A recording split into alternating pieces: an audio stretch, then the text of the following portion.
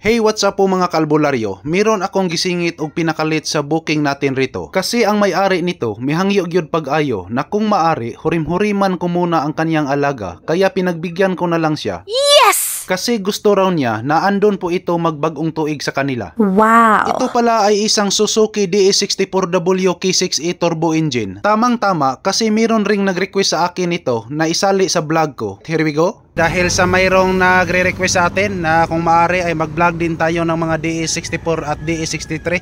So ayan, ito na po ang request ninyo.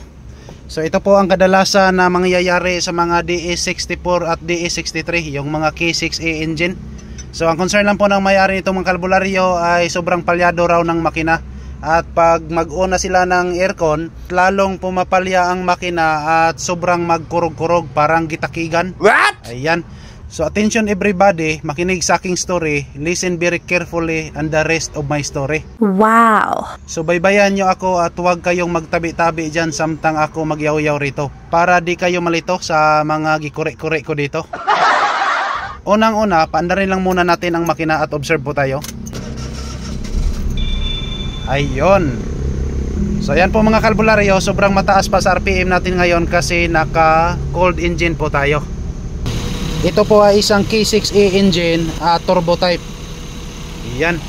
So halatang halata naman ngayon na nagsayaw-sayaw yung andar ng makina. Iwan ko kung anong music ang sinasayaw niya. At ngayon i-try natin i-on ang aircon. Ayan. So ito na po ang resulta pag naka-aircon na po tayo. Lalong lumalakas ang kurog-kurog ng makina. Ang RPM ngayon ay sobrang baba. So pakinggan natin dito sa tambutso. Kita nyo naman ngayon ang tambutso na sobrang vibration. So titirahin na natin to, baka maunahan pa tayo ng iba. Yes! So ito na po mga kalbularyo, ganito lang po kasimple pag mag-diagnose po tayo ng mga misfiring. Ayan. So pandarin natin ang makina. So ngayon po, isa-isahin po natin itong bubunutin. Kumbaga, pag walang reaksyon, ibig sabihin, yan ang problema. At pagkatapos na nating bunutin, observe po tayo kung mayroon bang reaksyon ang makina. Magsimula po tayo sa cylinder number 1. Ayan o. Yun. So ibig sabihin mayroong reaksyon, okay to. Ibalik natin. Proceed po tayo sa cylinder number 2. So ngayon po mga kalbularyo, kita nyo naman na walang reaksyon. So ibig sabihin may problema sa cylinder number 2. Ikabit natin ulit at bubunutin natin. Ayun. So wala talagang reaksyon.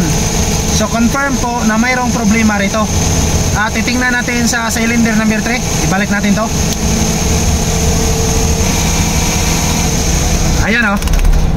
Nang naibaklas na natin ang cylinder number 3 ay namatay tuloy ang makina. So base po sa nakikita natin kanina mga kalbularyo ay ang cylinder number 2 lang po talaga ang walang reaksyon. Yan. So ibig sabihin ang cylinder number 2 lang ang ating i-trace up natin rito. Kadalasan na masisira yung igniter coil.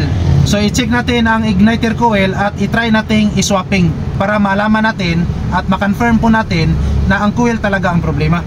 So ngayon, i-try nating i-swapping yung coil. Yung coil number 1, ilipat natin sa number 2. At ang number 2 kanina na walang function, ilipat natin sa number 1. Yan, so ikabit natin ang number 1 sa cylinder number 2. At ang cylinder number 2 naman, ikabit natin dito sa cylinder number 1. Ayun. At ngayon, i-try nating paandarin ang makina. Observe po tayo. Ayun. So ngayon po mga kalbularyo, dating gawi yung injector socket ay bubunutin ko. At observe po tayo. Ayan o. So mayroon naman siyang reaksyon. At try natin ibalik. Engine start. Bubunutin natin ang cylinder number 2 kasi kanina ay wala po itong reaksyon. Try natin. Ayan, so wala talaga. Ngayon, pagkatapos na nating na-swapping yung igniter coil at hanggang ngayon ay andito pa rin sa cylinder number 2 ang problema, titingnan na natin ang spark plug kung hindi ba sira. Okay?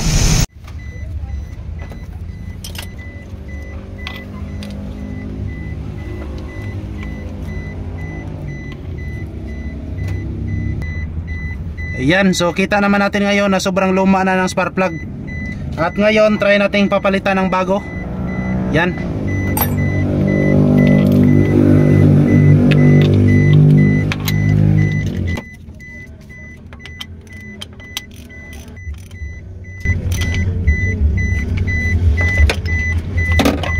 Ayun. So, ikabit natin ulit. Okay, pandarin natin ang makina. Engine start. Bunutin natin ang cylinder number 2. Hanggang ngayon mga kalbularyo ay wala pa ring reaction. Mag-proceed po tayo ng compression test.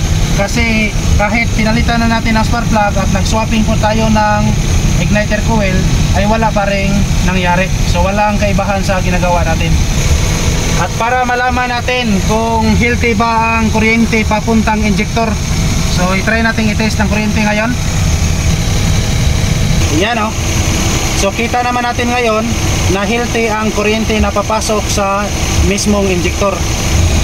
Ang next step na gagawin natin, i-try natin i-pull out ang injector at mag-injector test po tayo.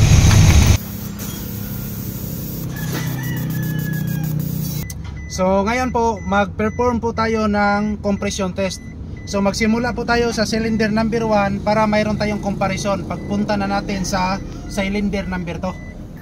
Tingnan nyo lang dito ang reading mga kalbularyo. Cylinder number 1, fire.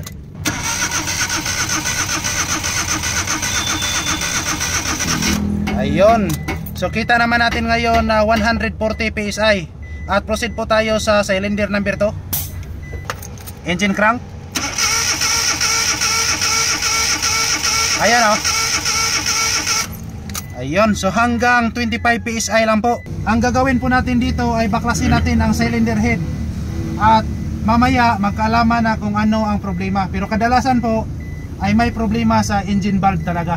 Katulad dito ngayon na sobrang baba po ng reading ng compression tester. Alright? So ayan na po mga kalbularyo. Ayan, naitanggal na natin ang cylinder head. So kita naman natin ngayon o, na maraming bullet dito. Iwan ko kung anong ginagamit na papilit rito. Ayan. So ngayon, base po sa nakikita natin ngayon, ay mayroon talagang crack dito ang exhaust engine valve. So hindi tayo nagkakamali sa pagbaklas nito kasi mayroon na talagang issue ang engine valve rito. So ngayon po, nang gikango-kango na natin ang piston rito, ay sobrang mataas na po ang clearance. Dapat ay aabot po tayo sa 160 to 175 PSI. Ngayon, ang cylinder number 1 ay naka 140 PSI lang. So ibig sabihin, malapit na po itong hilantan. So kailangan nating palitan lahat ng piston ring rito para masigurado po natin na hindi ito takigan ulit. Ayan, so kita naman natin ngayon mga kalbularyo na iwan ko kung anong gipapilit na ginagamit rito. Paalala lang po sa mga kapwa ko mekaniko, dapat hindi tayo gumamit ng ganito. Yes! Yan. So hindi ko na lang binaklas yung buong makina rito kasi kailangan namin itong tapusin ngayon. Gagamitin pa ng may-ari sa New Year. So ganito na lang ang ginagawa namin. Gikuot-kuot na lang namin doon at ito na. Tamang-tama na binaklas natin to kasi mayroong tama dito sa bearing. Ayan o. Yan, mayroon ng kagod. Iwan ko kung anong Tagalog ng kagod. So ito na po mga kalbularyo. Ito po ang the most awaited time. Wow! Kung natandaan nyo nang binunot ko ang cylinder number 2 ay walang reaksyon. So ngayon titingnan natin. Ayun. So ngayon po, bubunutin ko ang cylinder number 2. Pag pumapalya ang makina, ibig sabihin healthy na po ito.